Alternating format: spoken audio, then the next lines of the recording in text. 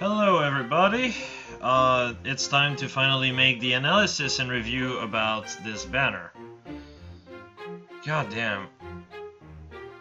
I've been waiting a lot on the focus. They've only been ready like 3 hours before reset this time around, so let's get to actually review the units, starting with Cordelia.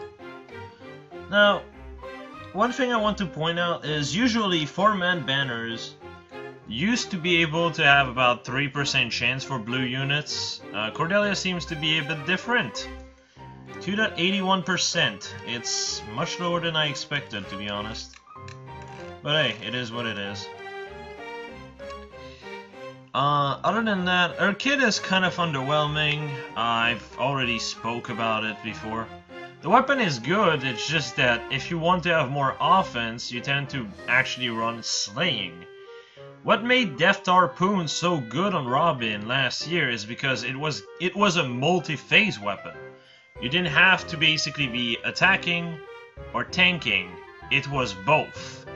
Yeah, you needed a healer after the first fight, or you needed to have a way to heal yourself.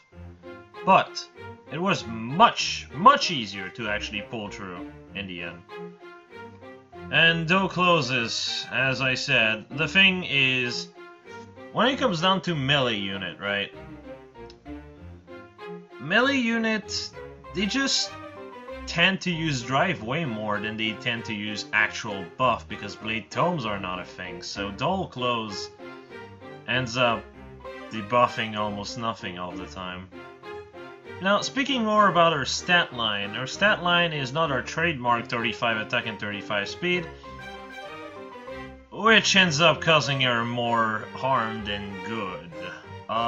The thing that made both Cordelia so good, but mostly Lance Cordelia, the Pegasus one, was the fact that they had both 35 and 35, which meant that you could actually run Heavy Blade Seal on her.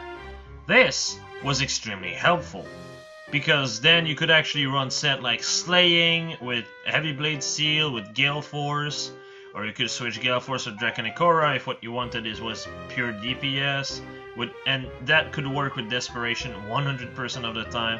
Fire Sweep would just have a lot of damage. Your speed was already good enough as is. And here it's like, oh yeah, you need 38 speed. No, you don't. Or rather, you do, but I mean, that would be if you had speed plus. There's no point in you having 38 to begin with. You don't double more from it. Like, the only units that you do double are units you wouldn't double anyway. Ira will still have enough speed to just not get doubled.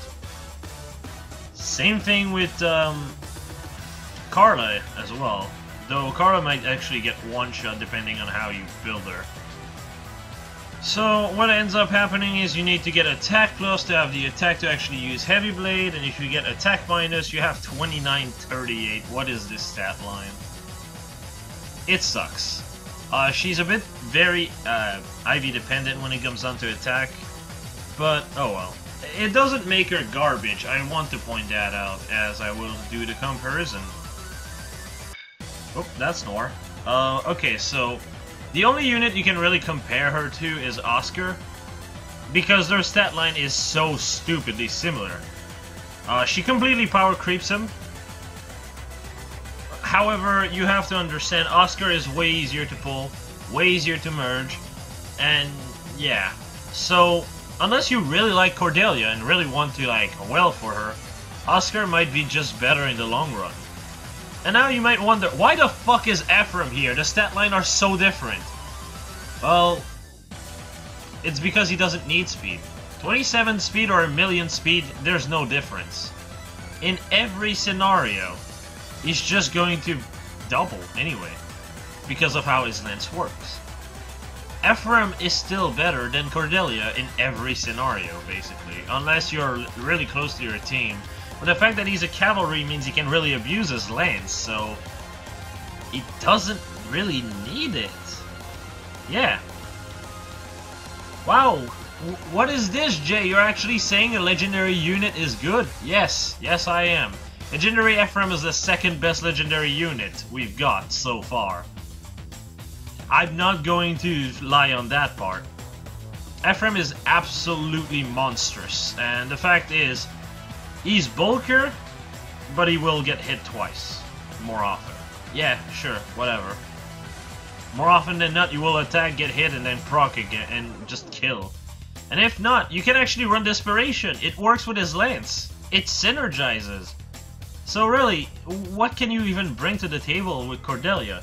The thing is, on top of this lance, which is absolutely broken, you can actually just run Heavy Blade.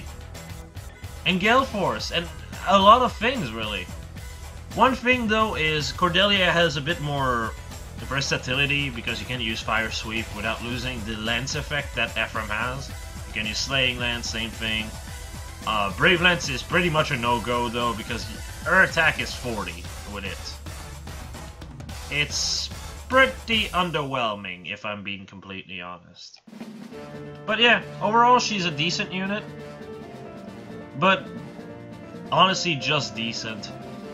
And ironically, the way they laid out the banner in the trailer, they really went from worst to best. Because yes, Cordelia is the worst unit of the banner, if I'm being completely honest. So, moving on to Noir.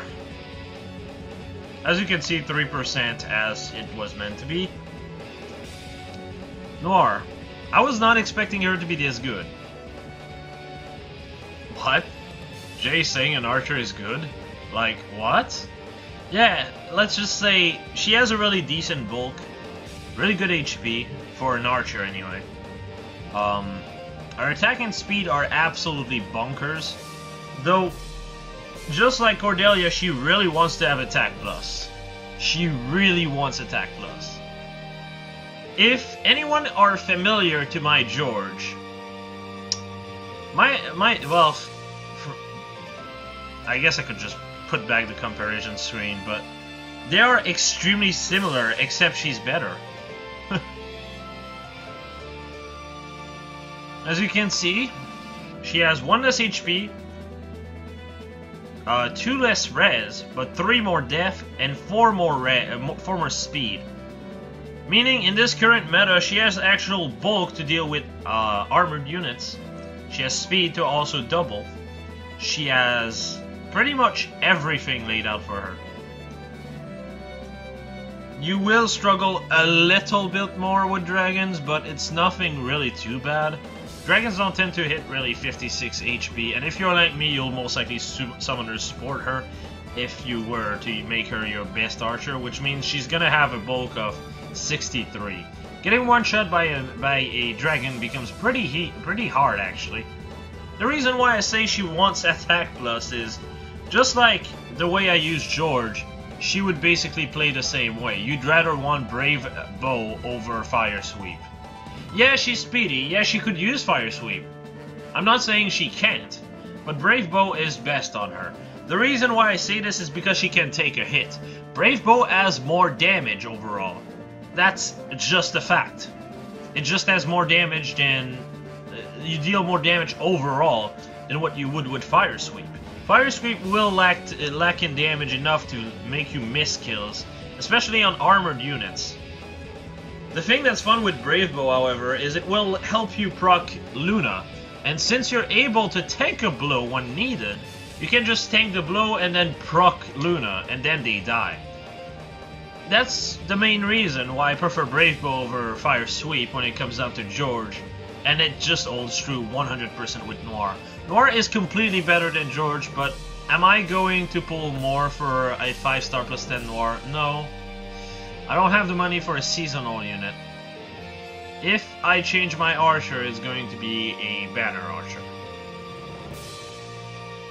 That's pretty much all I can say, really. I would love to see an archer like this drop to 4-star. I would 5-star plus 10 him or her immediately. No questions asked. But yeah. I've also put Leon there because he's another bulky unit. But the thing is, and that's also the reason why I use George over Leon. Yeah, he has more attack. Yeah, he has more HP. Yeah, he has more def. However, you have so much less res. So much less res. And 54 bulk against dragon is not good enough consistently. And oh yeah, before I forget, even if you get Summoner support on Noir, Grima is still a problem because he'll target your res and he has a lot of attack. But outside of that, you can take basically every dragons. And like, Leon has the same issue, but it's so much more pronounced because he has so much less res bulk. It quite honestly can fuck him up. So yeah, Noir is by far the best version of the type of archer I like. I don't know how to call them really. Archer bulky enough to withstand a hit when needed, but has enough damage to really push themselves up, I guess. Anyway, moving on to Enos. Enos came as a surprise. Oh my god, did he come as a surprise? So, this guy, to give you an idea, the fastest axe unit on a flyer we had was Camilla. Or was it? I believe it's Camilla, but not by much. Like, I think she had like 32 speed, and Minerva had 31. And out of nowhere, this guy comes in with 37 speed. What the fuck? I mean, I'm not gonna complain. If anything, this is really fun. E is impressive. Extremely impressive. I believe he's the best axe flyer. As big of a claim as this might sound, it's not far-fetched.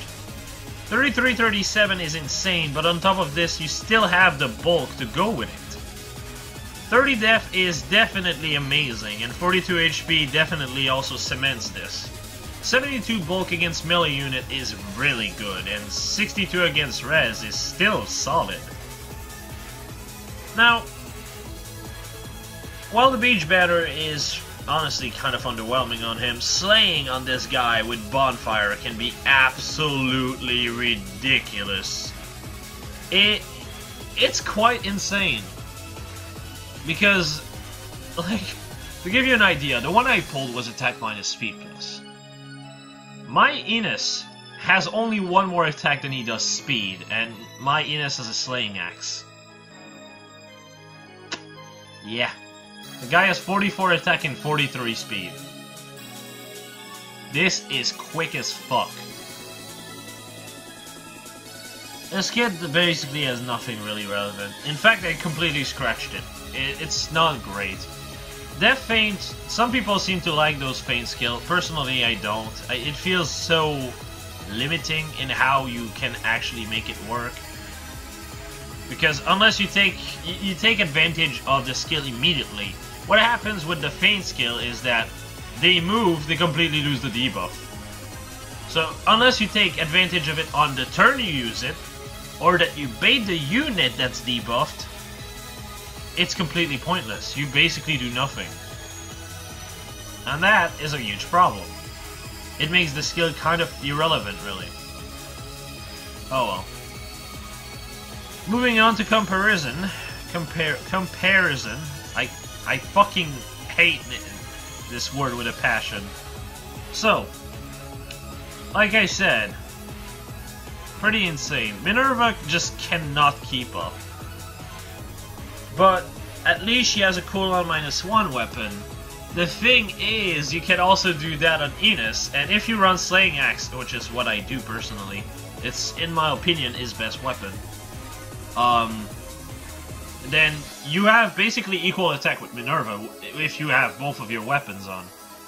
The difference is you have a difference of 4 speed. Yes, you have like 2 less def, sorry, and 2 less res, but you also have 2 HP to kind of make up for it a bit.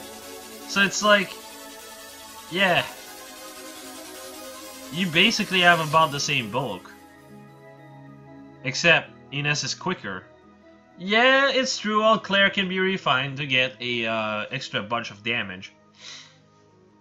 However, if you do and your Minerva is not speed plus, that means you're standing dead ass at 33 speed. Whereas Ines can just put a slaying axe and refine it to speed and hit 40. Yeah. Yeah. Like, I'm not saying Minerva is worse by any stretch. She's really great, but I think she is actually kind of worse. And the other flyer in question can actually hit decent enough stat to be comparable. That said, only in certain team comps. While Ines can be used in every team comp, Camilla, on the other hand, if you're using a tactic team, which would basically be horses and flyers, or a full flyer team, she can actually hit 37, 34, 36, 28, and 31, which makes her a better mixed tank with better offense overall. The one thing, though, however, is that she'll have a bit less HP. Understandable, really. But, so, if you compare Ines to Camilla, Camilla is better in flyer team comps.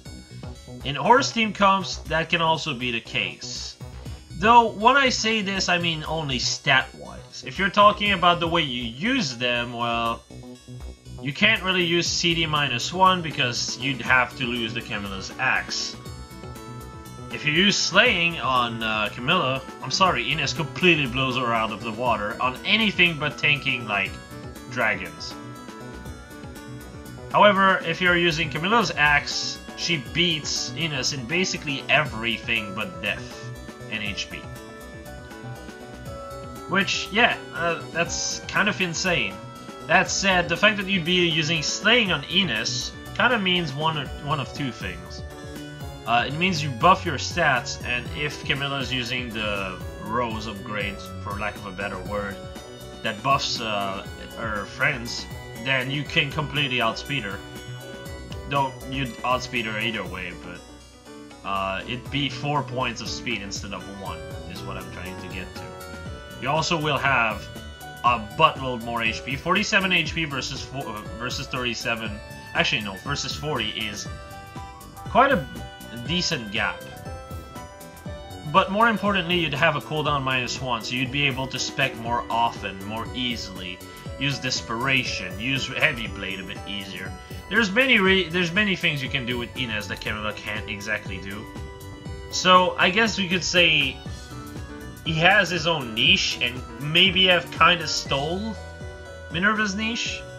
Because yeah, it's true, you don't have the Wodao effect in your weapon, but I'll be honest, the Wodao effect is not really great unless you have his speed plus Minerva. Because otherwise you just don't have the speed. Like, if you have only 33 base speed, you'd rather want to go for speed plus 3, right? Because 33 speed with buffs, that's what, 39? With like speed plus 3, or Fury rather. You'd have like 42 speed with speed plus 3 seal, that's 45. Yeah, you're starting to be good, but you can still be outsped pretty easily. Speed plus 3 actually fixes this, from the weapon, I mean, unless you have speed plus already. If you have speed plus already, characters like Ira will stop doubling you. That's the big difference, and the thing that's really good with Minerva is you can attack, reduce quick riposte, tank, hit back twice with stuff like Ryoma, Ira, and kill them instantly. That's what makes her so fun. Like, even back in the day, when we just had the skill inheritance, I was killing Ryomas with my Minerva, no problem. That's just how good she can be. But yeah, Ines is, honestly, if I'm completely honest, is the best standalone flyer when it comes down to greens. Camilla can be better in a flyer team comp though. It really comes down to how you use your team. Moving on to Tana. And boy oh boy, Tana, look at that rate! 2.49%! Have fun pulling for that shit. But Tana is insane. Her kit is garbage, if I'm being completely honest. Attack speed push is good, don't get me wrong. it's a slept-on skill. But it's mostly good for characters that have to be at full HP to be at full power. I'm looking at you, Alm. I'm looking at you, Celica. I'm looking at you, Possessed Celica. I'm looking at you, any user of the Deft Harpoon, Refreshing Bolt, Melon Crusher, and Seashell. Like, yeah. All of those users need to be at full HP to really abuse it. That's true. So you can actually combo this with a push skill. And yeah, then they become really good. But Tana is not one of them, and Renewal is not good enough. Look, Renewal used to be good enough for Celica to actually be able to heal herself back to be using Ragnarok. But the meta shifted to dragons and armored unit. So it comes down to, well, I can do this once and then I have to basically wait 6 turns to be operational again. Unless you have a healer, then if you have a healer, Celica is amazing. Celica is absolutely amazing with attack speed push. But that's what I mean. Renewal just doesn't keep up. Too many DC units, too many dragons, too many problems. And yeah, that's the issue. So having Renewal here doesn't help whatsoever. At all. Now, let's talk about the rest though. Fruit of Idun, or however the fuck you want me to pronounce that garbage. I know I can't. That thing is insane.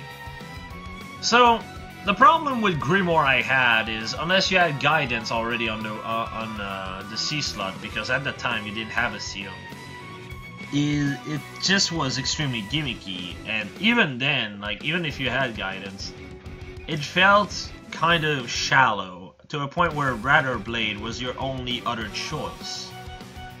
This one, on the other hand, is extremely good. So, Tana is already speedy with 33 attack and 36 speed.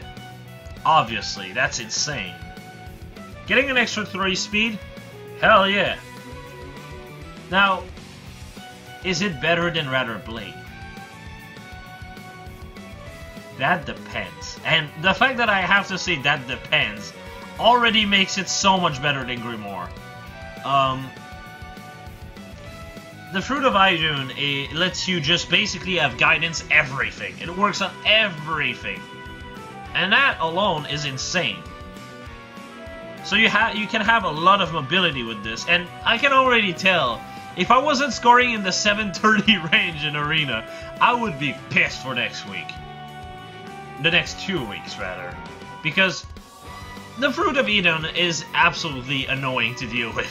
Guidance is cancer in Arena. So imagine this. Yeah. It has a really cool effect. It's really helpful to make your team have a lot of mobility. Armored units for one. Like, the fact that it frees up your C slot is just wonderful. There's just so many good Cs nowadays, like drives. That and also your seal slot. That's also amazing.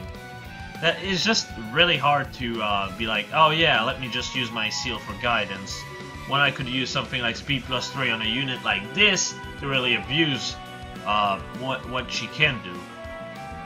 So, alright. But, is it 100% worth using over Radar Blade? Well, I have Radar Blade on my Tana. I guess that pretty much sums it up. Radar Blade is really, really good, and it's mostly the fact that it's a red mage flyer. You don't have enough of those in the game right now.